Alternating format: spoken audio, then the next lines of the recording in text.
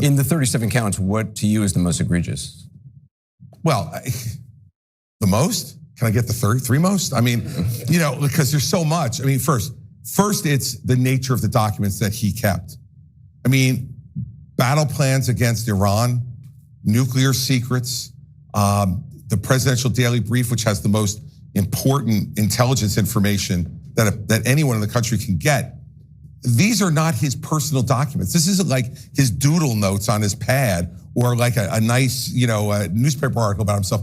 These are intelligence documents created by the government of the United States. It's our property, and the government's supposed to have that stuff, not laying around. That's one. Two, to suggest to your lawyers that they should lie in response to a grand jury subpoena. I've had a number of people ask me, why did his lawyer make those voice memos about each meeting? I know why he did, because this guy was asking him to lie and break the law, and he wanted a contemporaneous recording of exactly what was happening, when it was happening, because he also knew that Donald Trump, as he's done before, would throw his lawyer under the bus and say the lawyer was lying.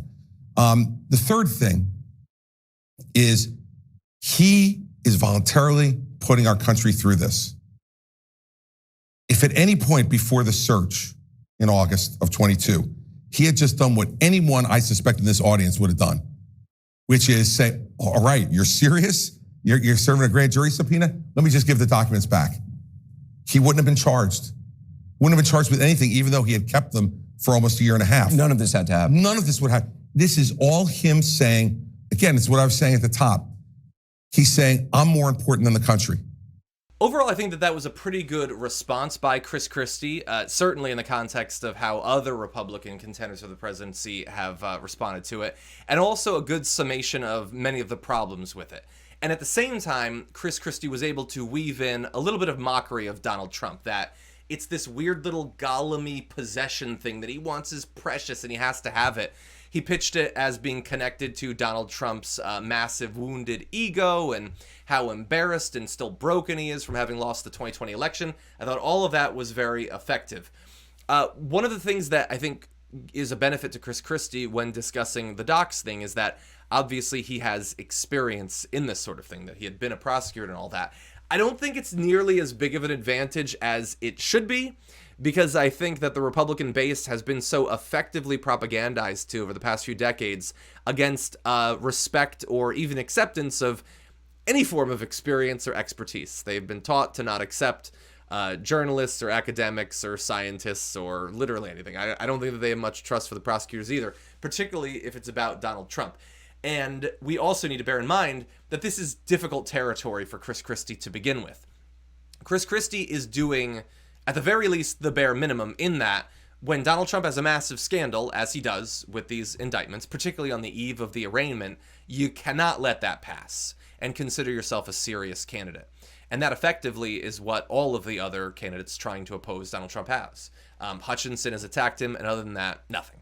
Some Republicans who aren't running have criticized him, but Ron DeSantis is attacking the DOJ. Many of them won't even comment. It's been pathetic. So you have to attack him, but you also have to bear in mind that it is going to be effectively impossible to get many Republicans to buy that this is serious and that you should accept that this is something that shouldn't have happened. And I don't just mean win over the MAGA base or whatever. I have a feeling quite a few of the Ron DeSantis people don't think that this is serious, don't think that anything should be done in relation to that. And I think the fact that Ron DeSantis is so hesitant to attack Trump is testament to that. So it's difficult. But I think that he did a good job in both stressing how needless it was, as well as how serious it was. So he kept repeating that these are nuclear documents, these are some of our most sensitive secrets. That you really have to stress that because so many of Trump's allies are pretending that these are tchotchkes, knickknacks. They're just a letter that he was sent or whatever. No, these are incredibly serious documents. What I would have done is I would have stressed that that whole time where Donald Trump is refusing to comply with the subpoenas and all the rigmarole and everything, I would tie that to the documents that they eventually find. So it isn't that Donald Trump took a bunch of documents and he gave some back and he tried to maintain others and a couple years go by and these are the ones that he has. These are the most serious ones, and these are the ones that he did the most to avoid giving back, which is further evidence of how important they are. I really would have stressed that. Again, it's difficult territory for Chris Christie. Republicans, for the most part, aren't going to listen to any of this. They're not interested in the charges. You know, that Trump crowd outside of the North Carolina GOP convention was telling CNN that they are not going to read the indictment because they don't care. So it is a tough row to hoe for Chris Christie. But he's at least showing that he's willing to criticize Donald Trump. And while that's unlikely to knock Trump out of contention, it is a prerequisite for it.